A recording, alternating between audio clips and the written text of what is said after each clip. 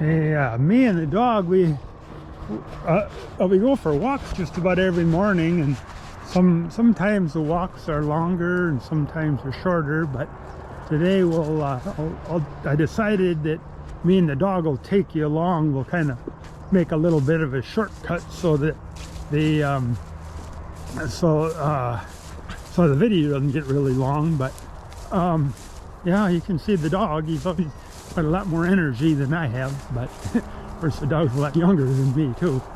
But yeah, we're taking you along today, and maybe we'll see something interesting along the way. It's a lot of dew out here. I have to put on my rubber boots here because otherwise I get soaking wet feet. But you can see the dog, there he goes, about 90 miles an hour out there. But yeah, I come out here with the side-by-side fairly often. You can hear the cars. They're all going to work in the morning, and a lot of them are late for work, so they go by at 70-80 miles an hour heading for their job. And oh, dog disappeared. He has so much energy. He goes about, oh, there he's back. Well, you have to be kind of careful with him. He got into coyotes twice now, and just lucky I was there to holler. The coyotes might have killed the dog off. I don't know. But yeah, we got the farmer that we rent to. He came and got the soybeans out. And, man, those guys, they really get stuff done. They whipped out all our soybeans, like over 100 acres, and like 3/4 of a day, like maybe 6 hours. They whipped the whole field, the whole farm out. Man, it used to take us 2 days to do one field back with our little equipment we used to have. And man, those guys, they sit up in their air-conditioned combine with the radio on, and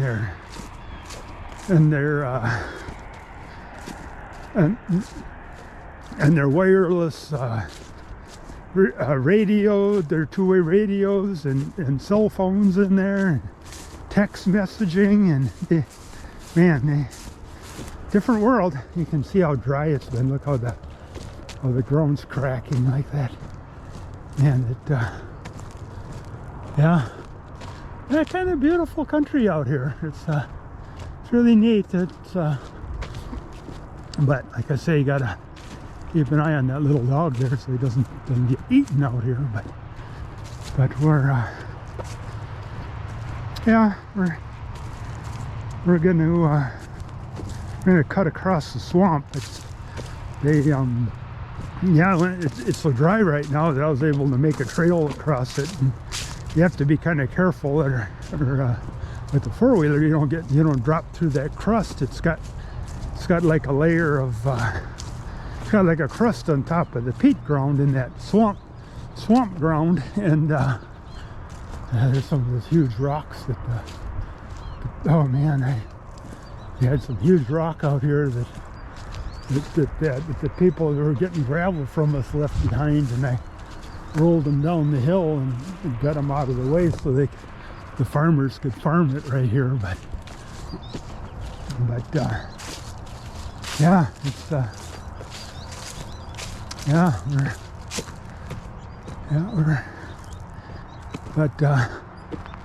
we're coming up on the gravel pit up here. The puppy is out there hunting something. I got a trail, kind of where that dog just ran in. It's further up the hill, but I got a trail that goes down the hill and into the swamp. And you can see a deer stand that we made years ago. It's kind of falling apart. We're going to go right under that. So, but yeah, that's the gravel pit. They took all the gravel out of over there. And I need to do something with that, because then I can it needs to be mowed. It looks pretty bad like that. So, but yeah, here's our trail. Yeah, see there, that was the gravel pit there. And, I come out here and mow this every so often so it doesn't just turn into junk. Otherwise, it'll all look like that otherwise. So, puppy, let's go this way. So here's a trail here going into the swamp, and it's kind of pretty steep. I have to grab hold of stuff on the way down, or I might go rolling down the hill. Some thorn bush out here too and stuff. You gotta watch you don't get a good scrape on the thorns, but yeah, it's kind of a fun trail. But yeah, there's the dog. He's going 90 miles an hour because he smelled something out here. But yeah, it wasn't far up ahead. He got in with a coyote, and man, like I say, I was just lucky I was around her, or that the coyote would have eaten him. But yeah, he's a little bit spooked now after that. He keeps an eye on me and doesn't want to get too far away because he doesn't want to run into those wild critters again. There's huge raccoons out here too. So, but I'm sure they can hear me talking, so they won't be anywhere nearby. He's out there hunting something. But yeah, you can see the deer stand is gonna fall over here pretty soon, and yeah, put a bird nest in there. I'm sure the mice went up there and made a nest in it. But yeah, following the deer trail, or the side-by-side trail, and yeah, you can see the ground's pretty soft out here, but if you keep a little bit of speed up, you can get through no problem. But that end is so dry, you can probably go through here with the tractor without any trouble. You can hear I get kind of all this talking, it makes me get out of breath. Oh, there's the puppy up ahead. Like I say, I keep yeah, right here I went through with a brush hog with the tractor and cleaned this part of the trail up, but I didn't dare get out in the swamp with the tractor because I don't want to drop it in there and then I have to try to figure out how I'm going to pull it out. But oh man, I need to catch my breath. Too much talking. And, here we got through the swamp now. Puppy! Puppy! Oh, there he is. Like I say, I want to keep an eye on that dog. I don't want him to run out there and get eaten by some critter. But they, yeah, you can see all the soybeans. They got them all out, and man, those guys, they get something done out here. But yeah, it's neat country out here though. So yeah, this is one of our fields, and it was so wet all summer we couldn't get out to mow it or cut it or bale it or anything. And now you can go anywhere. We're having a drought right now.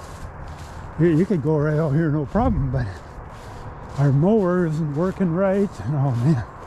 But we did get this field up ahead cut. Maybe on the way home we'll walk through there.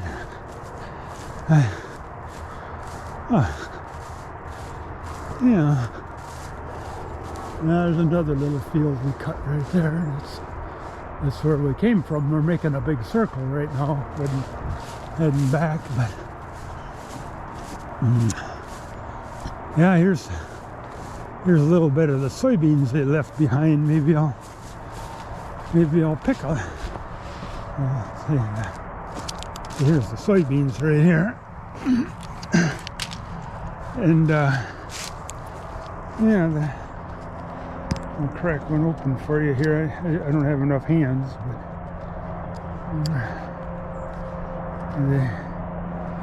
there's a soybean right there, and yeah, they're kind of.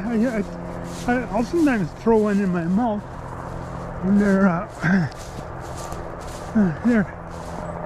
kind of good to chew on a little bit. You don't want to eat too many of them raw; they might not be too good for you. But a couple here and there don't make any difference. But yeah, we cut and baled this patch here. We're walking across, and then yeah, a year ago this is a straight up and down ditch, and I come out and beveled it and cut it down so you could get across it from one side to the other. You can see all the willow coming up because it was so wet we could hardly. A lot of this stuff we couldn't get in this summer until now, and then we cut it. And man, look at all that willow coming up. Yeah, willow sticking out of the hayfield. That's weird, but yeah. But yeah, here's the other. See, this is a little swamp right here, but like I say, it's so dry. There's some more of that willow, but it's so dry that we were able to get out here and just drive right anywhere with the tractor. I cut this little patch yesterday, and yeah, we're gonna bale this up and maybe sell it to some horse people or something. This is pretty nice hay right here. That stuff that that willow, I hope the hay people would like. Wouldn't bother them too much to have a little willow in their hay, but oh well, yeah. They can pick it out if the horses don't like it, I suppose. I don't think it'll make them sick. But there's a, yeah, man, I come out here every so often and clean this up. It's all weeds and brush and crap. And it looks pretty bad. And I think I got a tree here trying to die too. Look at it. In fact, I know it's trying to die. There's not much left of that thing. Look at that. I'd have to cut that thing down. Oh well. What do you do? Now there's a brush pile and I'm gonna burn that up. But when it was so dry like this, I was a little leery about it because I don't want to get a grass fire going. But now after I got everything mowed out here, that I wouldn't worry about a grass fire right now. But yeah, I'll show you my my firewood area here. Wood yard, they call that. Some people call them a wood yard. There's a yard full of, I suppose a wood yard would be a good name for it, because people have a cow yard where farmers have their cows. Well, I call this a wood yard, I suppose. But yeah, yeah, we had these hog panels laying around, and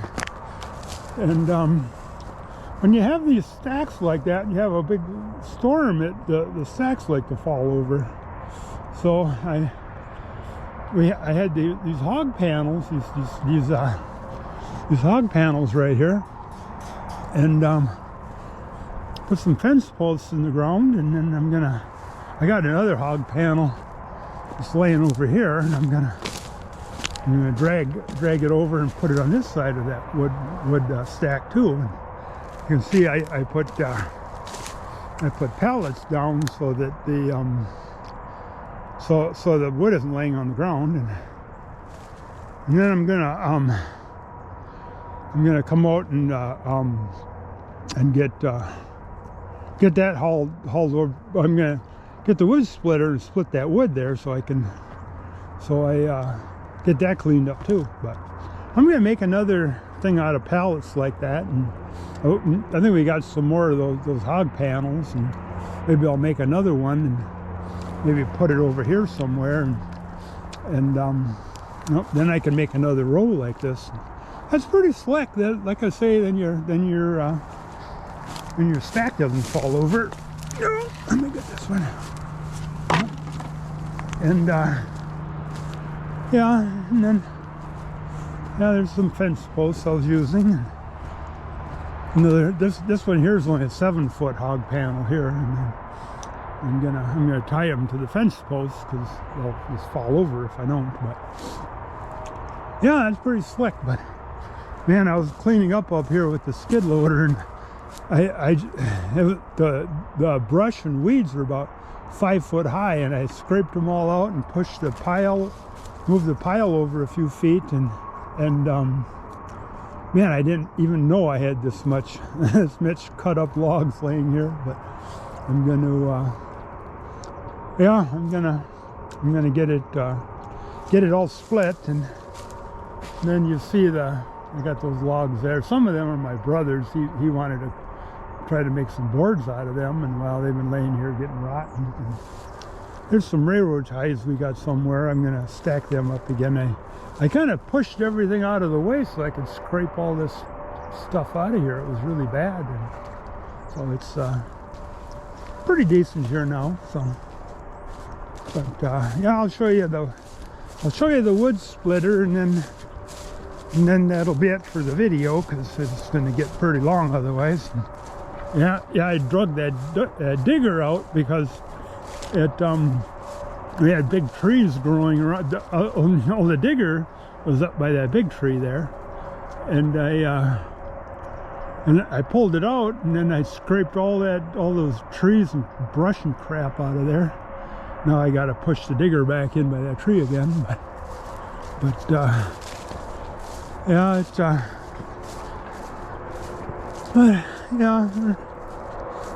yeah, this is the way we came right through here when we left at the beginning of this video. But yeah, here's the log splitter. That doesn't even belong to me. That belongs to the neighbor, and he let me have it about 5 years ago, and I never got it back to him. And the neighbor knows it's here, and he goes, no, don't be in any rush with it. He says, I'm not using it. But yeah, this is some old. This stuff isn't very good firewood. It's all kind of knotty stuff, and but the door on one of my wood stoves in the garage there, it can take that big wood. I can get that in the door, and that nasty stuff there. But I'm gonna haul it up and throw it in the stack. And people are like, well, why don't you take that wood splitter and pull it up to the wood pile and split your wood there? Well, that thing there, I've been having so much trouble with it that it's been so finicky that you run it for 15 minutes and you work on it 15 minutes. Well, and all my tools are here, so I've been hauling the wood over here, splitting it, and then hauling it back up the hill again, which doesn't make a whole lot of sense, but in some ways it does, I guess. You can see the dog's feet are all soaking wet from out in that dew this morning. But, oh, there goes another cat. Dog likes chasing the cats. But anyway, that's about all I have. So